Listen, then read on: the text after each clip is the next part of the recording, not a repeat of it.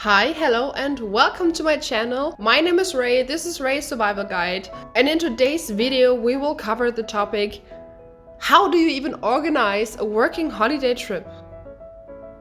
Like, honestly, how? When I made the decision, okay, I will do this working holiday to South Korea, my first question was, how to even start? What do I have to organize? What's necessary? And so you don't have to go through the same as I did. Here's a quick small guide, what to organize, what you have to keep in mind, just some tips and tricks I learned during the process. If there are any questions left in the end of the video, please let me know in the comments. I will try to give you an answer to that. And yeah, I hope you enjoy it. I hope it's helpful. I hope you can follow me. And I would say, let's go. Okay, first of all, when you're planning to do a working holiday trip to Korea, first thing you need is a visa, a working holiday visa. I've already made a video to that topic. I will link it down below in the info box and in the end of the video, so you can go check that out if there are any questions how to do that. The next thing, when you live alone, like you are a student at university and have your own flat, then maybe take in consideration to find somebody who pays the rent and lives there during the time you're not at home, because you will save a lot of money if you don't have to pay rent for a flat you're not living in. And I was very lucky because a friend of mine knows somebody who was searching for a flat in my city, but just for a certain amount of time, just to get to know if she likes the vibe of the city, if she's like feeling comfortable here. And so my friend just asked me, hey, you want to go to Korea, right? And there's nobody in your flat, right? So I have a friend, and yeah, luckily we managed to get all of this done. She will live in my flat during my absence.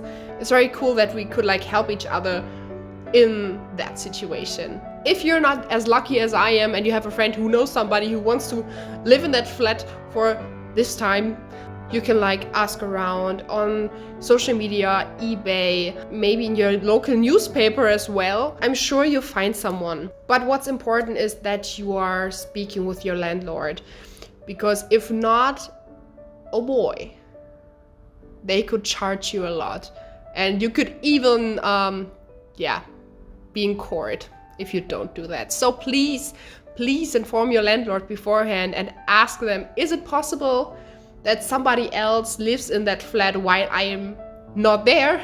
It's usually not a big deal. It's just important for them most of the time that they get their money and they know that the other person is not doing something criminal and is also paying the rent.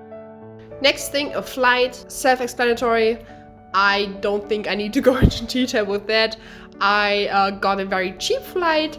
Yeah, I don't know if I have to say a lot to that. It's cheap, it's not like first class, high class. It will be a long flight though, 11 hours. So I need to prepare something, maybe all of the Lord of the Rings movies. Sounds good, yeah. Of course, you need somewhere to stay, at least for the first weeks or days, depending on what you want to do there. If you want to like hop around hostels, hotels, cities, you should prepare beforehand at least one hostel, hotel, or Airbnb. In my case, I booked a hostel and an Airbnb, the Airbnb for mandatory quarantine, but now I don't have to stay in quarantine anymore. So I will still keep it for the first week, just to like get in touch with everything and don't be too overwhelmed when I'm in a room with more people, because I booked a room with more beds in it for later. And maybe it's good when I first get like in touch with everything by myself and don't have to deal with other people in the first week. I think that's smart. I don't know yet if I will change it, but for now, that's my plan. The big and hurtful topic money. It's expensive. It's super, super expensive, okay? Let alone the flight, their visa costs, their hostel and hotel. In general, you have to like buy food and stuff, and I don't think that you will go there without like buying souvenirs or clothing. So money is so, so important. I've already saved up a lot beforehand because I always said like, oh, someday I will go there. But yeah, now I'm doing it and I'm very happy. I'm very, very happy that I kept the money and did not spend it on, I don't know, cosplay, because I do cosplay and I love cosplay. And Also, I worked 20 hours a week and earned money from that, and like put away a lot of money on an extra bank account, so I won't have the trouble. But still, it will be very expensive. Vaccinations, of course, we need some vaccinations. They are not mandatory, but yeah, it's smart to have them. First of all, of course, the COVID vaccination. I don't have to remind you, or maybe I have to. It's important, especially if you want to avoid the mandatory quarantine. You have to be vaccinated and boosted. And also there is an illness that's transferred by mosquitoes, and it's like affecting your brain, and we don't want that. So it's called the Japanese encephalitis, if I pronounce it correctly. And there are 2 vaccinations, the first one and the second one. You have to wait 30 days between those two vaccinations, and then you're good to go. Like, I don't know if you want to sleep and walk around with a mosquito net at night. I don't know. I don't need that illness, and it's very common in the East Asian region. So better safe than sorry. What I also got beforehand is a Korean SIM card.